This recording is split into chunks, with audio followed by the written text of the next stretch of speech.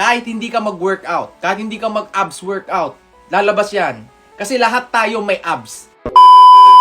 Idol, ilang months po lumalabas ang abs pag nag-workout. Sana ma-notice. Ayan, guys, para mapalabas po yung abs, hindi po yan nakukuha sa workout lang. Okay?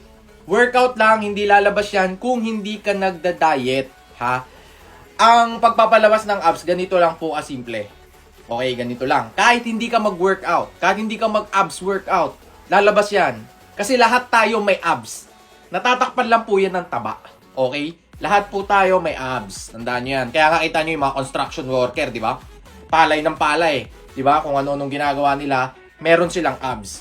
Pero hindi naman sila nag-ab workout. Di ba? Lahat po kasi tayo meron yan. Natatakpan lang ng taba. Ngayon, paano ba mawawala yung taba para lumabas yung abs mo? Sobrang simple lang. Calorie deficit. Ano bang ibig sabihin ng calorie deficit? Lalo na sa mga baguhan. Diba? Pag baguhan ka, ano ba yung calories? Calories nga, hindi mo alam kasi baguhan ka talaga eh. Diba? Ang calories po, yan po yung pinapasok natin sa katawan. Lahat po ng pagkain may calories, okay? Lahat po ng pagkain. Chicken, rice, burger, pizza, lahat po yan may calories.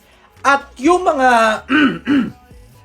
mga pagkain na fast foods, lahat po ng ginagawa ng tao, okay, yung mga processed foods, mataas po ang calories niyan. Bakit tumataas ang calories niyan?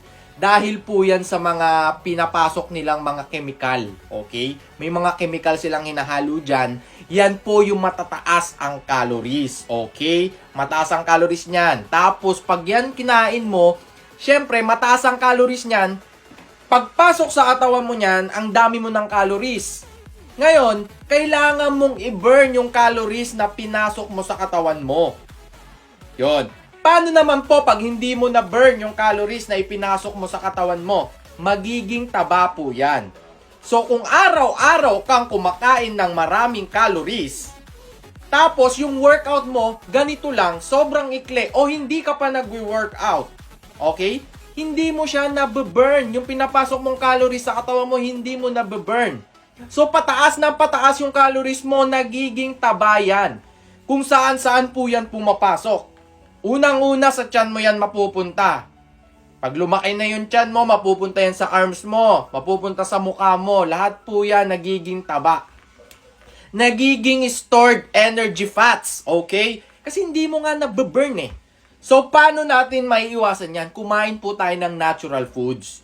Kasi yung mga natural foods, may calories din po yan, pero hindi po ganun kataas. Okay?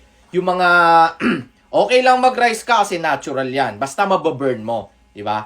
Okay lang egg. Kainin mo yung dilaw. Okay lang, may calories yan, pero mas maganda yan. Kasi maganda yung calories na ipapasok mo eh.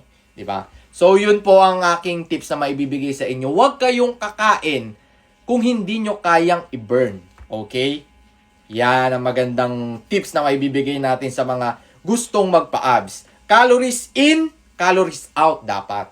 So, kung gusto mo talagang ma-burn yung mga taba mo, kontihan mo lang yung calories na kakainin mo, tapos taasan mo yung workout mo para mas marami kang ma-burn na calories. Okay? Kasi marami dyan, kain lang ng kain. Sabi nila, kain ako, mag-workout naman ako eh. Pero yung hindi nila talaga nauubos yung calories. So, paano naman po pag magpapalaki ng katawan? Yan, taasan mo yung calories mo para lumaki ang katawan mo, tapos taasan mo rin yung intensity ng buhat mo. So, ganun lang po kadali yan. Okay? Tapos, kung gusto mo pang malaman yung mga about dyan sa mga calories, pwede ka nang mag-research. Okay? Mataas po sa calories yung mga mataas sa fats. Yung mga fats kasi mataas talaga ang calories niyan.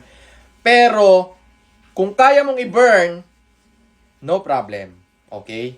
No problem. So, yon. Salamat sa tanong mo. Sana may nabigay akong tips sa inyo ngayon about sa pagpapa-abs and pag-burn ng fat. Okay?